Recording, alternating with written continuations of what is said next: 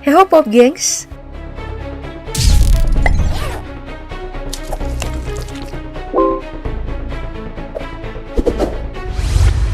Kendaraan militer memang satu hal yang cukup banyak menarik perhatian untuk dibahas akhir-akhir ini setelah Rusia secara resmi menginvasi Ukraina.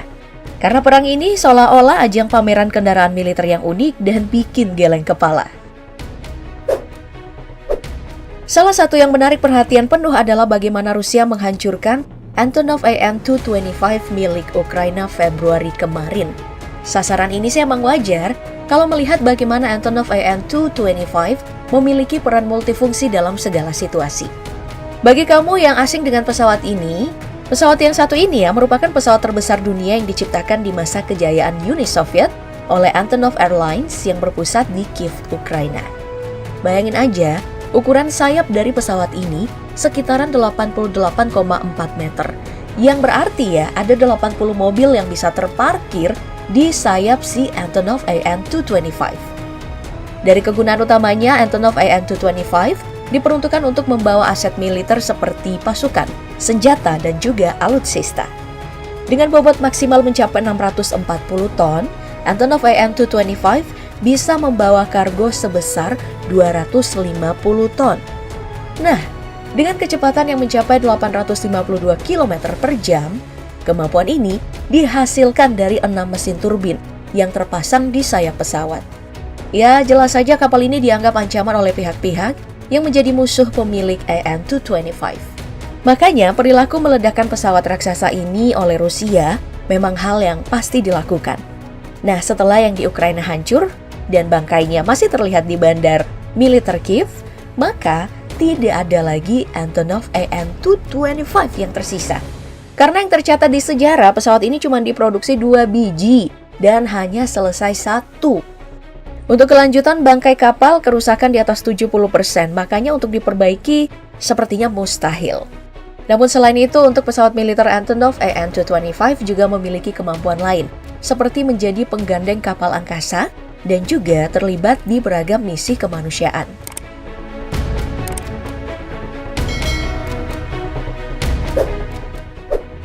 Masih dari kalangan pesawat, sekarang kita pindah nih ke Tupolev Tu-160M2 atau juga yang dikenal dengan nama Blackjack.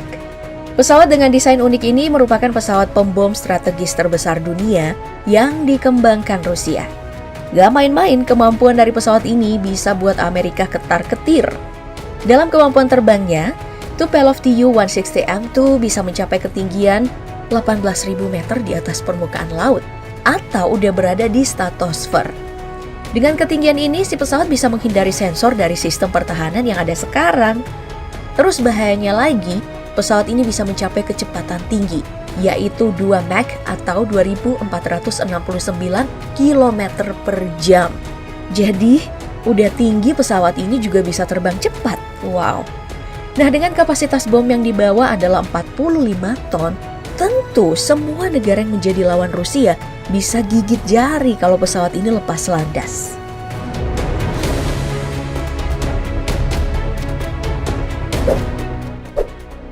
Lagi-lagi kendaraan militer Rusia nih, yaitu Mil-Mi-26 yang diklaim sebagai helikopter paling tangguh dan paling besar yang ada di dunia.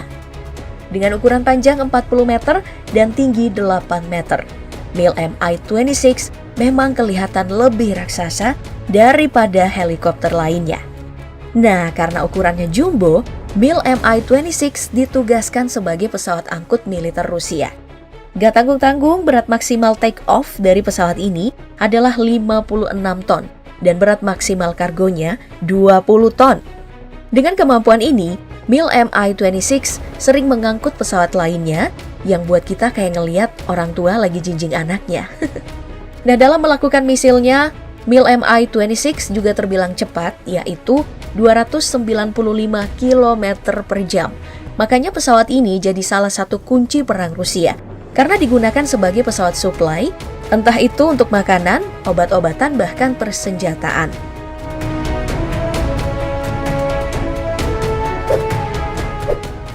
Dari yang berada di langit, sekarang kita pindah ke kendaraan militer jumbo yang ada di laut, yaitu kapal selam. Nah, untuk kategori kapal selam terbesar masih dipegang oleh Typhoon kelas milik Rusia. Lagi-lagi Rusia ya. Emang ya Om Putin kalau militer nggak mau kalah. Soal ukuran, kapal selam Typhoon ini memiliki panjang sekitar 175 meter atau hampir 2 kali lebih panjang ketimbang lapangan sepak bola. Di dalam kapal selam ini ya, ada sekitar 160 kru yang bertugas atau 2 kali lipat lebih banyak dari jumlah kru kapal selam biasa.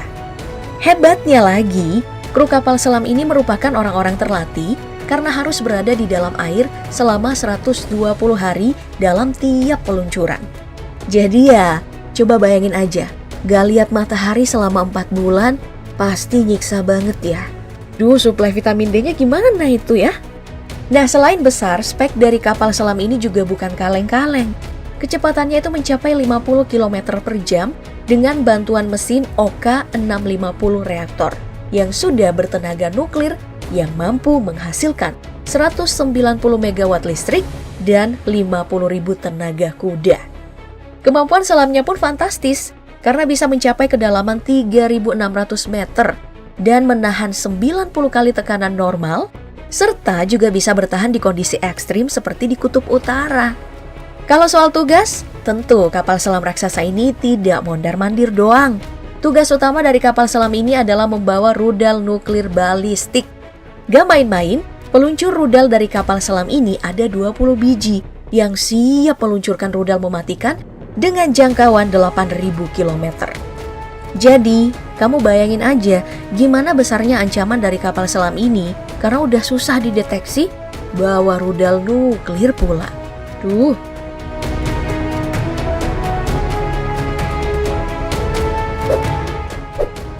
Kalau tadi kita ngomongin Rusia terus, sekarang kita pindah nih ngomongin kendaraan militer Amerika, yaitu kapal induk USS Gerald R. Ford. Kapal induk yang satu ini adalah kapal induk terbesar di dunia. Untuk memiliki kapal induk super serem ini, Amerika Serikat sampai merogoh kocek yang gak sedikit loh, yaitu sekitar 13 miliar US dollar atau sekitar 187 triliun rupiah saat masa konstruksinya dari tahun 2009 sampai 2017 kemarin. Dari jumlah fantastis ini, tentu kita penasaran, apa aja sih yang bisa dilakukan oleh si kapal induk ini? Oke, dari segi ukuran, USS Gerald memang mencolok karena panjangnya itu ya sekitar 304 meter atau 3 kali lipat lapangan sepak bola. Dan tingginya 45 meter atau sepertiga dari Monas. Dengan ukuran ini, USS Gerald bisa menampung 4.500 kru, 75 pesawat tempur, dan juga dilengkapi oleh gudang senjata. Dari kemampuan ini wajar saja jika Gerald disebut-sebut sebagai pangkalan militer berjalan. Nah, untuk menjalankan pesawat super jumbo ini, Amerika menyematkan 2 buah mesin A1B nuklir yang mampu membuat kecepatannya menembus 55 km per jam. Hebatnya lagi, mesin ini bisa bertahan sekitar 20 hingga 25 tahun. Jadi selama itu juga si pesawat induk ini bisa mengarungi lautan. Nah, masalah teknologi terbaru USS Gerald disematkan teknologi bernama Integrated Catapult System yang jadi alat pendorong utama untuk si pesawat. Dengan teknologi ini, si pesawat induk bisa meluncurkan 25% lebih banyak pesawat, namun bisa mengurangi penggunaan kru sebanyak 25%. Jadi tentu keberadaan dari teknologi tersebut sangat berguna. Membicarakan kapal induk ini, nantinya USS Gerald Ford akan menjadi standar baru dari pesawat induk Amerika. Jadi mau gak mau, negara pesaing Amerika harus waspada terhadap teknologi kapal induk yang satu ini, karena mereka ternyata bisa berlipat ganda.